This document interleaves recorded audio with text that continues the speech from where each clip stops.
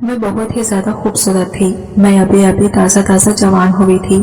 जवानी की खूबसूरती ऐसी चढ़ी कि जो शख्स भी मुझे देखते तो पलक झपकना भूल जाते थे। मेरा फिगर जानलेवा था। मुझे जो कोई भी देखता आहें भरता। शादी वाली रात तो मैं अपने शौहर को राजी कर चुकी थी। एक ही रात में मेरा शौहर मेरा दीवाना हो गया था। वो रात भर मुझसे प्यार किया था और सुबह तक इसकी प्यार भरी शिद्दतें बर्दाश्त कर रही थी।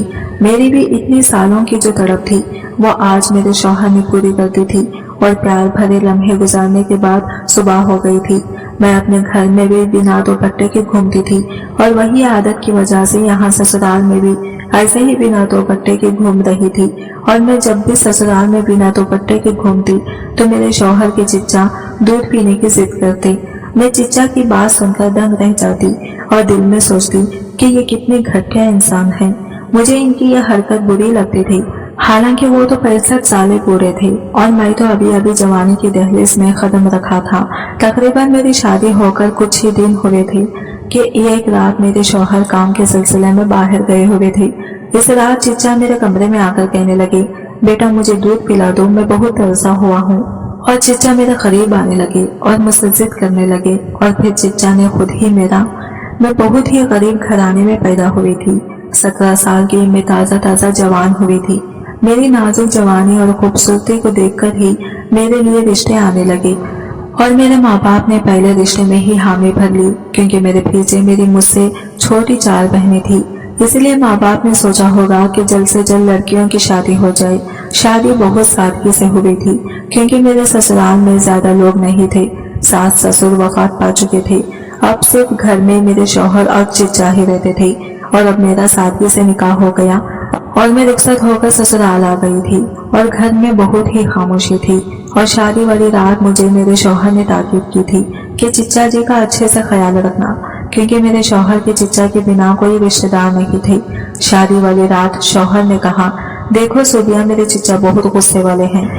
इनके सामने कभी ऊंची आवाज में बात मत करना, वो गुस्से में कुछ भी कर सकते हैं। इनका तुम ख्याल रखना और कभी शिकायत का मौका मत देना। वो जो भी जैसा भी कहे तुम वैसा ही करना।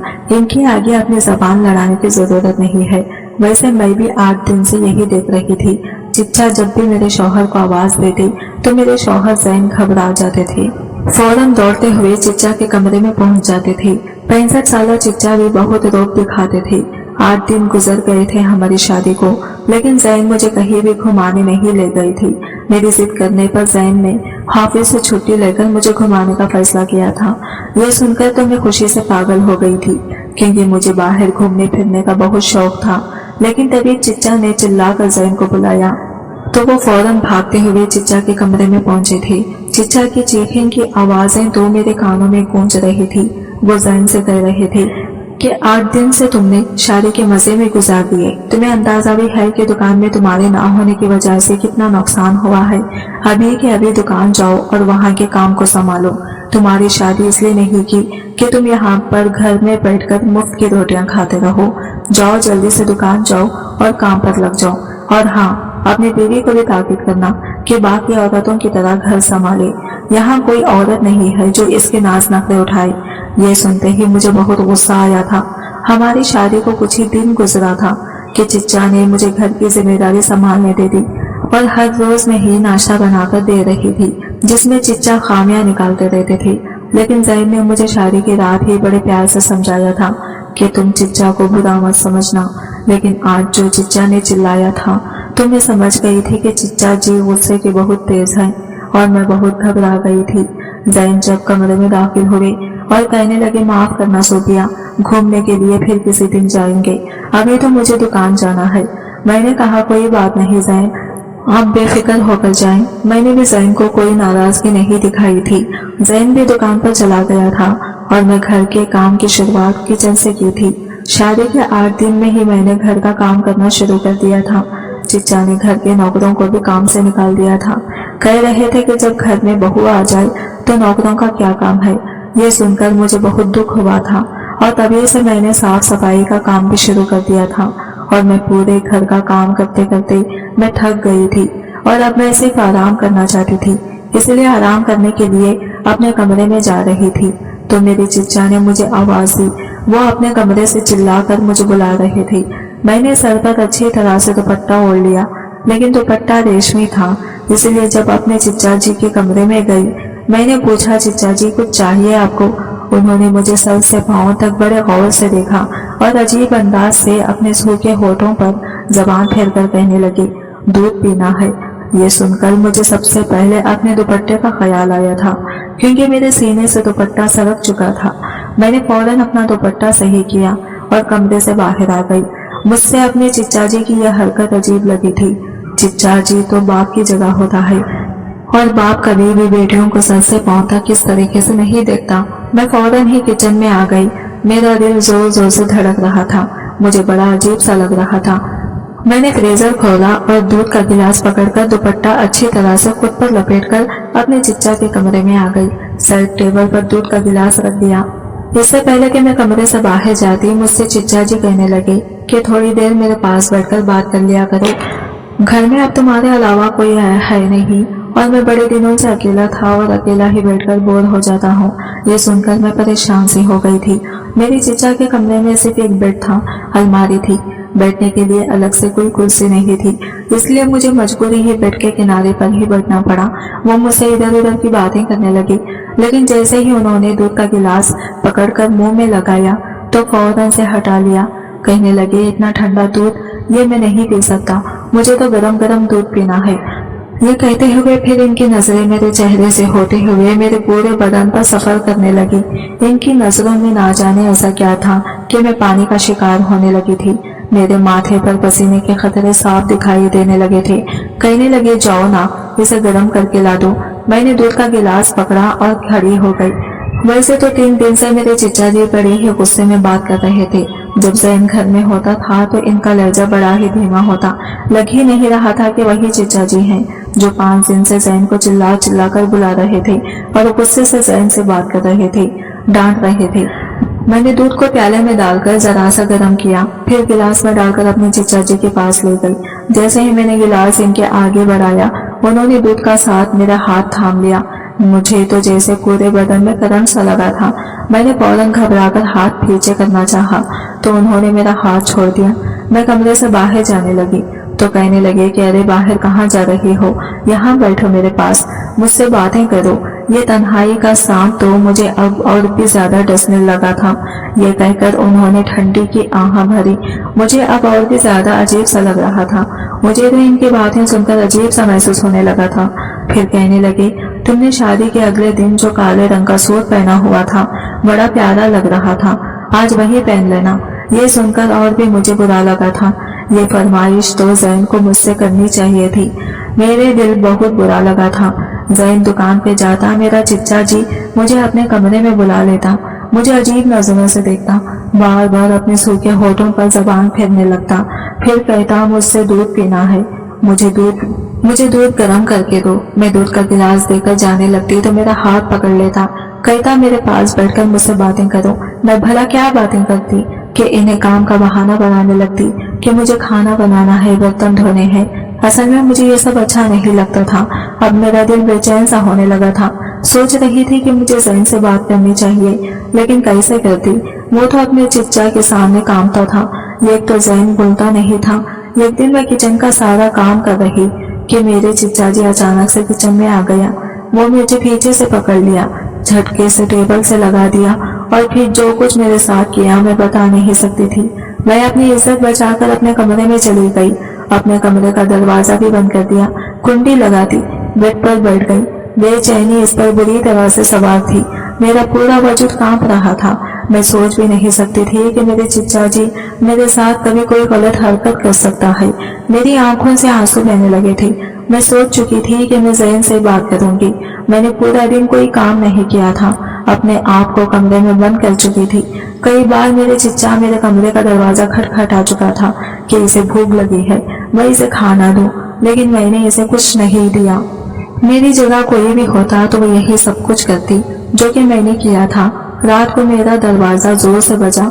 जैन कहने लगे, सूबिया दरवाजा खोलो, ये क्या बदतमीजी है? क्यों तुम सुबह से दरवाजा बंद किए कमरे में बैठी हो? जैन की आवाज सुनकर ही मैंने दरवाजा खोला था। जैसे ही मैंने दरवाजा खोला तो दोनों भाई मुझे गुस्से से देख रहे थे। कहने लगे, तुम्हें जरा भी एहसास और शर्म नहीं है? मेरे चचा सुबह से भूखा बैठे हुए हैं और तुमने इन्हें रोटी तक नहीं दी।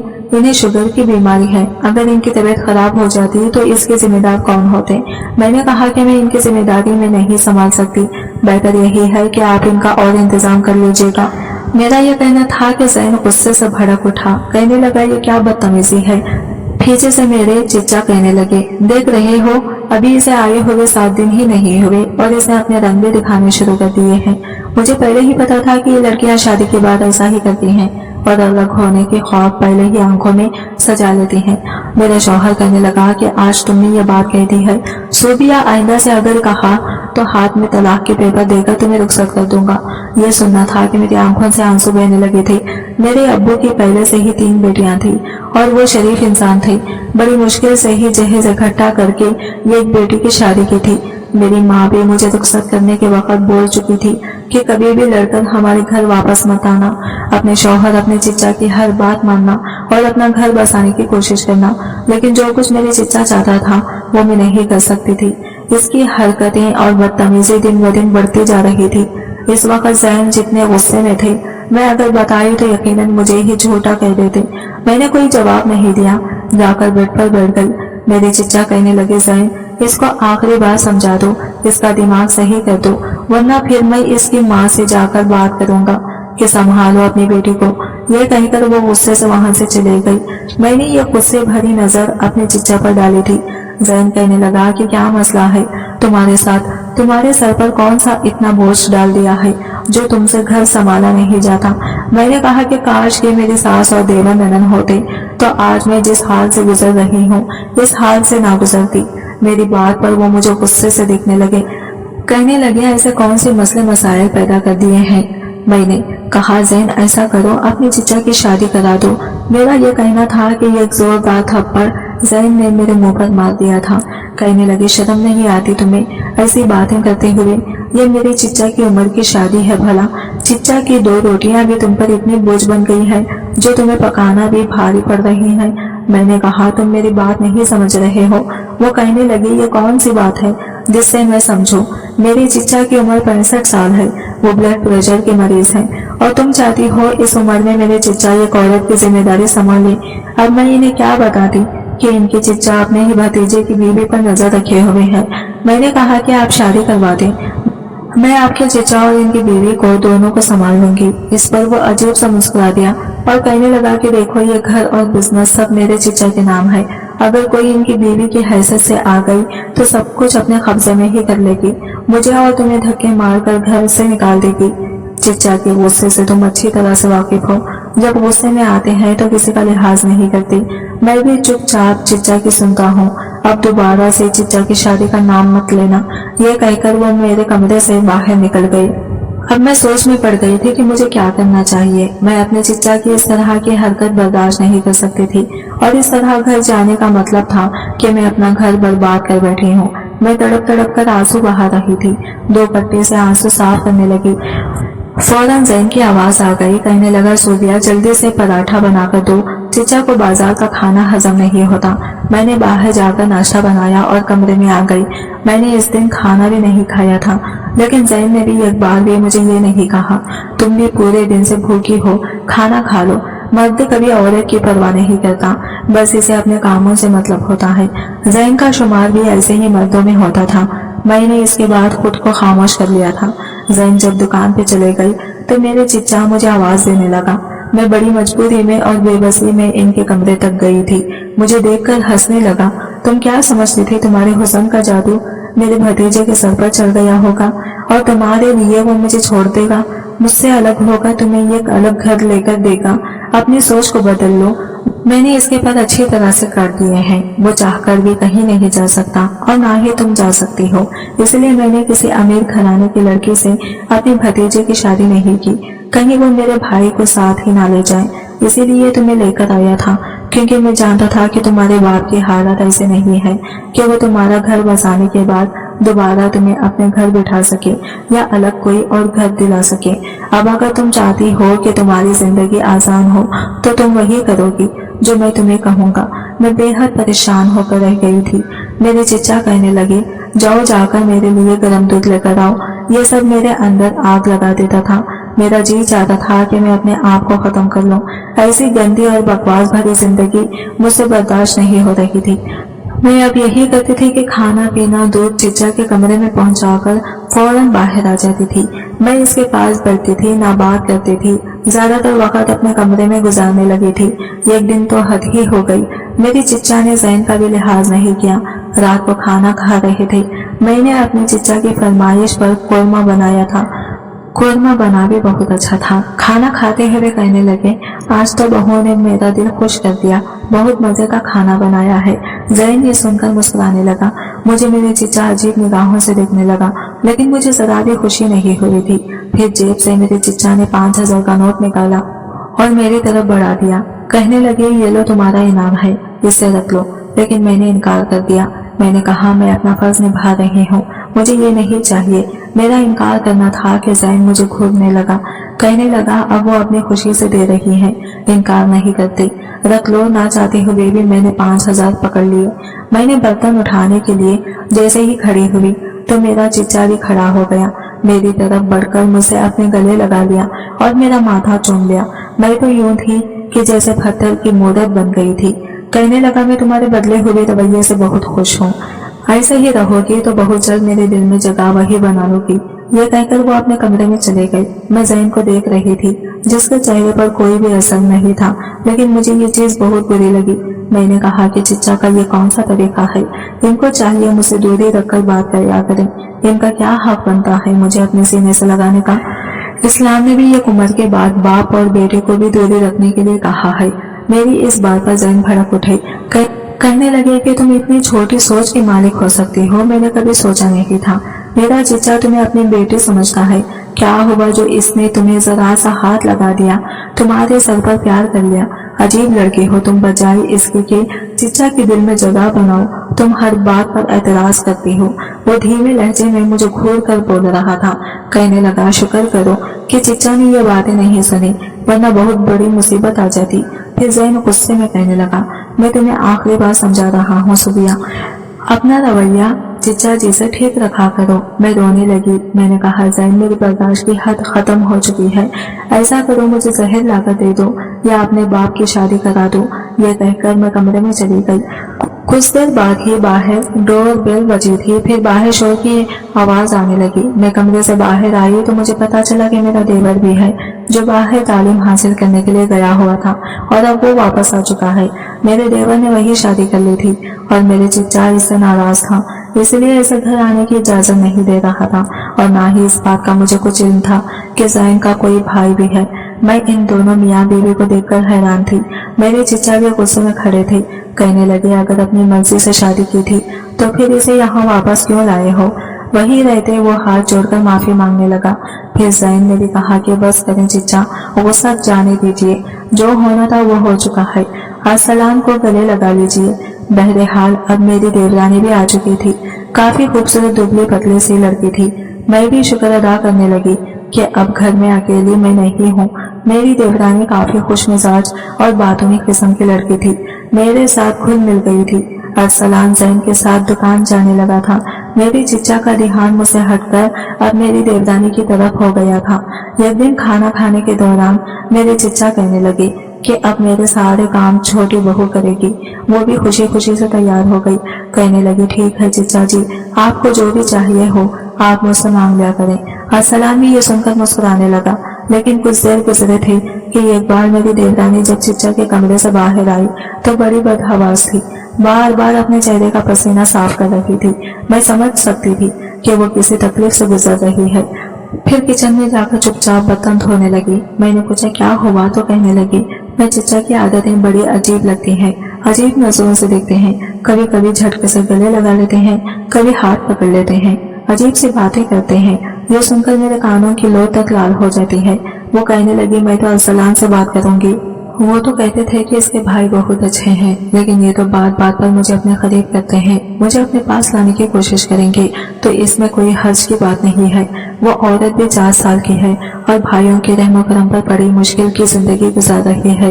पहले तो चिचा ने नखरे दिखाए, लेकिन फिर कुछ दिन बाद खुद ही कहने लगे कि ठीक है, मैं इससे शादी कर लेता हूँ।